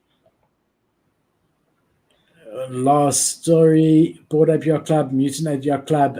Yuga has announced that they are launching a community council. They've named 7 members of the community that they'll be having. They really want there to be more communication, and things like that. They can't do everything themselves. The community council will nominate projects every month, and they'll be able to be in touch with the community, see what they want, and be their representatives and whatever. So, in the end of the day, it would be better in my mind if the founders actually just got into Discord and did the job themselves. But obviously they're busy. I don't know. I really think if Gordon went into Discord now and did an announcement saying I'll be in VC in the voice channel for the next hour, the floor price would rise 5%. Guys just want them around, you know. Yes, they've been doing some interviews. They came out, did a couple of interviews. But other than that, you hear from them every couple of months only. And it's like an announcement. It's never So, this is, I guess, a start, because I think the community will say, look, we want to see more of the founders. And then this council will take that feedback back to the founders. They could just hire me and I'll tell them the community want to see more of you guys. Yeah. Yeah. Yeah, I guess I don't really have much to say about the community members council thing. I mean, yeah, there's not a whole lot to say about that story. It's like, I mean, they have their DAO, they have their actual board. I mean, it's like, all right, I don't know. Yeah, I don't know what to say about that. Honestly, what do you think? Like, Okay. what's your opinion on that? I said, I think my opinion is the founders should be doing that. That's their job. Why put a buffer in between the community and the founders?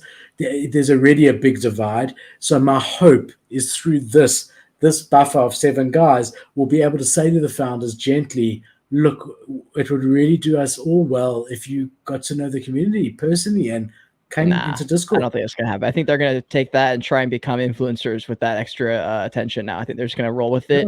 Maybe. I don't think they give a shit about that. I mean, I don't think anyone gives a shit about that. They want their project to do well. So, if there's a point, I guess, I mean, if the community comes That's to them, how their project works well, is what I'm saying. Yeah, I guess so. I mean, the project is doing well already. Let's just call a spade a spade. Yeah.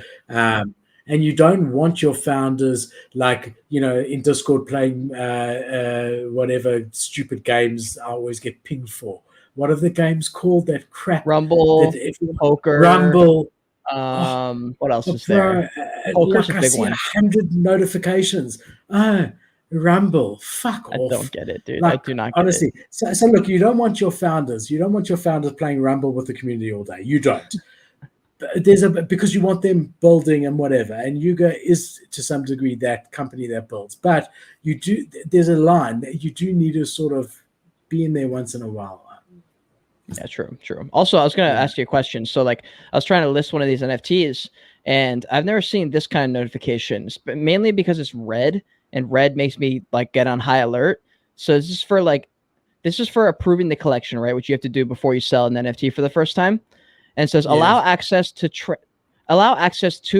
and transfer all your NFT, like whatever NFT it is. And it says by granting permission, you are allowing the following contract to access your funds. Hold on. Does it say permission? Then in blue, does it say to all your NFTs or to all your project name NFTs?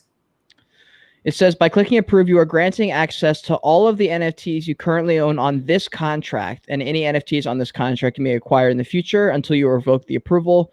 The party to whom you're granting approval will be able to transfer your NFTs from your wallet without further notice. Yeah, that's standard, but can you share your screen here? And I think it's good for the viewers to see as well, if you're comfortable. And then I'll take you through it. If it says all your NFTs, there's a problem. If it says all your Renga NFTs and you're trying to move a Renga, that's normal. Here, as an example. Kate, I need to just keep it there. Just hold on. I need to remove my.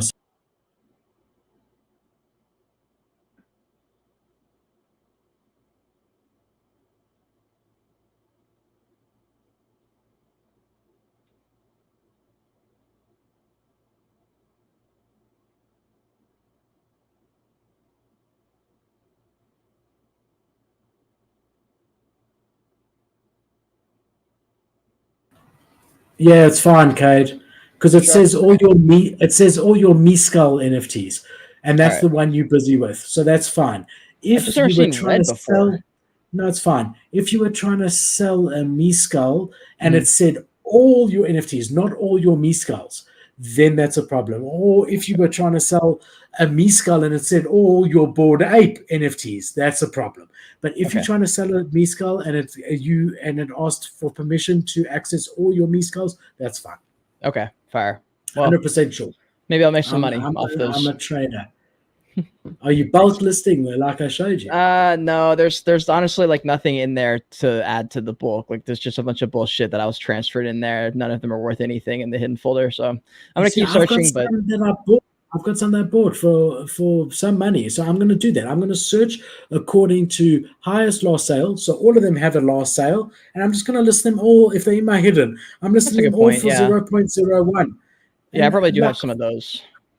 I've got like 700 items in my hidden folder, bro, of which probably half of them I've actually paid for at some stage. What about for the ones that if it's going to ask you to approve the collection, I'm sure some of them will need that and some won't. So like, how does that work? That's going to be interesting. I don't know. I haven't bulk listed yet. So that's going to, I think I kicked the stat. That's going to be interesting. That's going to be Yeah. very interesting. Is it going to pop up with like 15 of what you were showing now, which is a bit scary. Sure. I'm also not I sure. don't know about that. I'll report back next week if I end up trying the bulk listing, but honestly, I don't like being the first. I don't like being early on those kind of things. I'd rather just wait for someone else to tell me because I don't fuck it up. So cool, my brother. Well, that's the end of the show. To everyone who joined us, thank you so much for joining us. Kate, so nice to have you back. If you haven't already, you got to subscribe. A little birdie told me that only 50% of the people who watch my show are actually subscribed. That's ridiculous. Look how shocked Kate is. It's just disrespectful. I don't care about the like button anymore because it does nothing for the algorithm. But I do want you to subscribe. So if you've enjoyed the content, please subscribe. And my friend Kate is growing leaps and bounds. I was sort of like, it's like when you 1 and your cousin's 3 and you always think you can catch up to him in age and you can never catch up to him in age. I was thinking, and then Kate's just taken off. He's been doing his TikToks. He's doing his spaces, and he's sitting just under 9,000 subscribers, and there's a reason for that. So guys, if you're not already, you gotta subscribe to my friend Cade, and we will see you here next week for another weekly NFT roundup. Keep safe, guys. Thank you. We'll see you soon. Ciao.